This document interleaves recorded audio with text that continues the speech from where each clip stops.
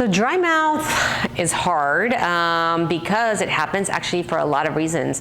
Would you believe it that antidepressants actually cause dry mouth? You wouldn't have thought of that, right? But believe it or not, the most common reasons why people have dry mouth is one is antidepressants and second is old age. When people turn 60, what happens is the salivary glands don't output as much, so that tends to cause dry mouth. You also find this in patients with sleep apnea or mouth breathers. Their mouth tends to be really, really, really dry. It's because they're breathing through their mouth, and so it's sucking out all the moisture or the saliva in the mouth. Now, if we looked at how do we get rid of it, right?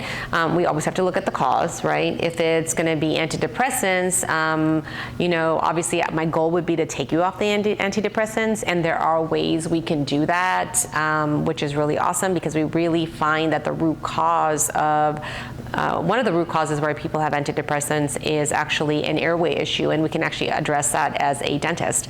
And as a holistic functional dentist, I can actually address that. Now, with old age, a lot of times we find that dry mouth is because of sleep apnea and mouth breathing, so we address sleep apnea, and we find a way to actually cure that. So that's what we're looking at is root causes. Now, you're like, hey, Dr. Patel, that's great and dandy, you know, those are things long-term fixes, right? Now, what can I do immediately to make sure that my dry mouth feels better?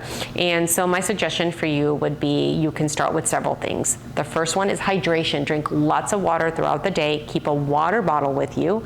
The second is going to be chew some xylitol gum. Xylitol is a 5-carbon sugar versus a 6-carbon sugar. So what happens is that when you chew, it stimulates saliva, and it doesn't have any sugar in it because xylitol is a 5-carbon sugar, so bacteria can't digest it. So you're not going to get cavities from it, which is the reason why we like xylitol gum. It tastes good and it also stimulates saliva.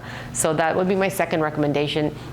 My third recommendation is to use a mouthwash with a substitute saliva. There are many out there. One of the ones I like is Closys, C-L-O-Y-S-Y-S, Closys, or C-L-O-S-Y-S, I don't know. Anyways, you can look up Closys. Closys is really great because it actually helps with you know, building up natural saliva. There's also biotin, which is substitute saliva that you can actually get too.